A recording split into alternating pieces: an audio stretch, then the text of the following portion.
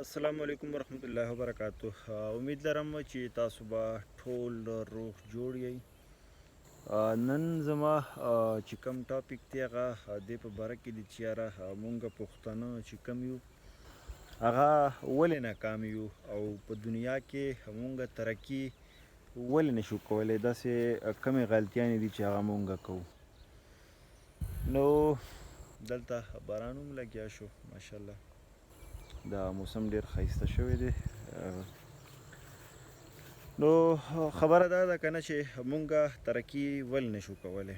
د دې مین چې کوم جواب دی هغه دا ده که نه چې د یو بل نه جلس کېدل، ټیک شوه، د یو بل په کامیابۍ باندې خفه کېدل، دا زمونږ د ناکامۍ مین وجې دي. حالانکه د عزت ورکولو والا ذات چې کوم دی هغه یو رب العالمین دی. خو که ته چېرته د یو مسلمان په ورور په کامیابي باندې خوشحالېدې، زړه دې ورباندې نه تنګولو، نو هغه ټیم الله پاک په تا باندې هم راوستلی شي که نه. مونږ پښتانه څه کوو؟ مونږ نه خپل د ورور کامیابي، د خپل کزن کامیابي، بیا د خپل کلیوال کامیابي هغه بالکل نه برداشت کېږي.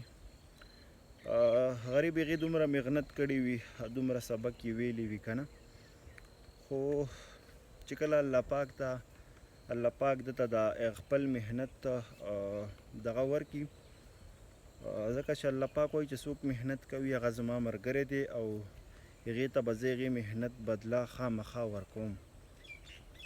نو زمونږ پښتانه چې کم دي هغه د یو بل نه ډېر زیات جلس کېږي، د خپل ورور کامیابي نشي برداشت کولی. نو دا زمونږ مین وجه ده که نه. اوس دغه نور کمونه که چېرته مونږ وګورو دا په مونږ نه ولې مخکې دي، ولې دومره ترقي کړې ده. هغه یو بل سپورټ کوي، یو د یو سپورټ کوي، هغه بل د بل سپورټ کوي که نه. خو په مونږ پښتنو کې څه خبره ده چې هغه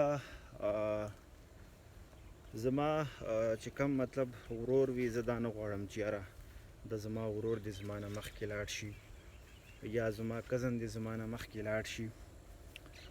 او بهر ملکونو کې دا خبرې نشته. هغه یو بل خبرې مطلب مې دا و چې عزت ورکولو والا چې کوم ذات دی هغه یو رب العالمین دی. نو د یو بل په کامیابۍ باندې مه جلس کېږئ، د یو بل په کامیابۍ باندې زړونه مه تنګوئ. نو بس یو بل ته مبارکۍ ورکوئ.